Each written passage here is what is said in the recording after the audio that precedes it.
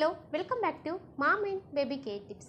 ఇవాళ వీడియో చేసింది అంటే మనకి ఇళ్ళల్లో పెద్దవాళ్ళు ఏం చేస్తూ ఉంటారు, పిల్లలకి చెవులలో నూనె అయితే పోస్తూ ఉంటారు అన్నమాట. మరి ఈ చెవులలో నూనె పోస్తే పిల్లలకి ఏమైనా ప్రమాదం ఉంటుందా, పోయవచ్చా అనేది మనం ఈ వీడియోలో క్లియర్గా తెలుసుకుందాం. ఇప్పుడు లేకపోతే వెళ్ళే ముందుగా మన ఛానల్ అయితే సబ్స్క్రైబ్ అయితే చేసుకోండి, పక్కనే ఉన్న బెల్ ఐకాన్ అయితే క్లిక్ చేయండి. నేను పెట్టే ప్రతి వీడియో కూడా మీకు ముందుగా నోటిఫికేషన్ రూపంలో రావడం అయితే జరుగుతుంది. ఏదైనా సందేహాలు ఉంటే కింద కామెంట్ చేయండి, తప్పకుండా నేను మీకు రిప్లై ఇస్తాను. ఇక వీడియోలోకైతే వెళ్ళిపోదాం.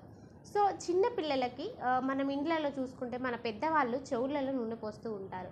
ఎందుకంటే చెవిపోటు రాకుండా ఉంటుందని, లేకపోతే చెవులలో గులిమి అనేది ఉంటే అది బయటకు వచ్చేస్తుందని, చెవులు అనేవి వేడి కాకుండా ఉంటాయనేసి మన పెద్దవాళ్ళు చెవులలో నూనె అయితే పోస్తూ ఉంటారు.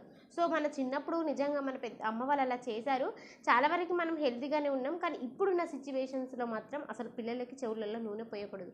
ఎందుకంటే ఒకప్పుడు అంటే మన చిన్న వయసులో ఉన్నప్పుడు కొంచెం హెల్తీగా అన్నీ దొరికినాయి.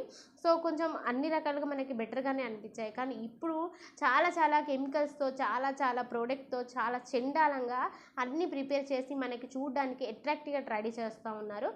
అట్లాంటివి పిల్లలకి, చాలా సెన్సిటివ్గా ఉండే పిల్లలకి యూజ్ చేస్తే ఖచ్చితంగా అది ఎఫెక్ట్ పడుతుంది. ఇప్పుడున్న ఆయిల్ అనేది కరెక్ట్ ఇంగ్రీడియంట్స్తో వాళ్ళు రెడీ చేయట్లేదు. అందులో కొన్ని అడ్డమైన కెమికల్స్ అనేవి కలుపుతూ ఉన్నారన్నమాట. అట్లాంటి ఆయిల్స్ కనుక పిల్లల చెవులలో పోస్తే 100% ఇన్ఫెక్షన్స్ వస్తాయి. ఈ విషయాన్ని గుర్తుపెట్టుకోండి. ఎందుకంటే ఇప్పుడు నా చిన్నప్పుడు కూడా అమ్మ వాళ్ళు పోసారు. చెవులలో నూనె పోసారు. స్నానానికి ముందు చెవులలో నూనె పోసి ఒత్తడం, ముక్కులలో నూనె పోసి ఒత్తడం, లేకపోతే బొడ్డు దగ్గర నూనె పోసి ఒత్తడం, ఇట్లాంటివి అన్నీ చేసేవాళ్ళు. తలపైన పెట్టి ఒత్తడం.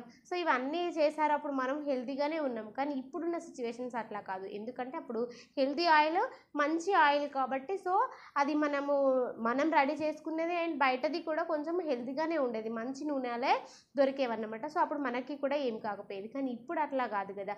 ఇప్పుడు ఎట్లా రెడీ అవుతున్నాయి ఒక్కొక్కటి అంటే అసలు చెప్పుకోవడానికి కూడా ఘోరం ఉంటుంది పరిస్థితి. చిన్నపిల్లల ప్రోడక్ట్ నుంచి పెద్ద ముసలి వాళ్ళ ప్రోడక్ట్స్ వరకు కూడా ప్రతిదీ కూడా కల్తీగా చేస్తూ ఉన్నారన్నమాట. అట్లాంటివి మనం యూజ్ చేస్తే బేబీకి ఖచ్చితంగా ఇన్ఫెక్షన్స్ వస్తాయి.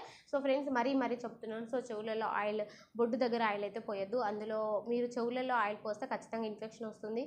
ఇన్ఫెక్షన్ వచ్చేసి 100% చెవిపోటు రావడం కానీ, కొన్ని సందర్భాలలో ఆ ఇన్ఫెక్షన్స్ అయ్యి చీము వచ్చి దానివల్ల కర్ణబేరికి హోల్స్ పడే ప్రమాదం ఉంది. బేబీ చెవుకి వినబడని పరిస్థితి కూడా అవుతుందన్నమాట.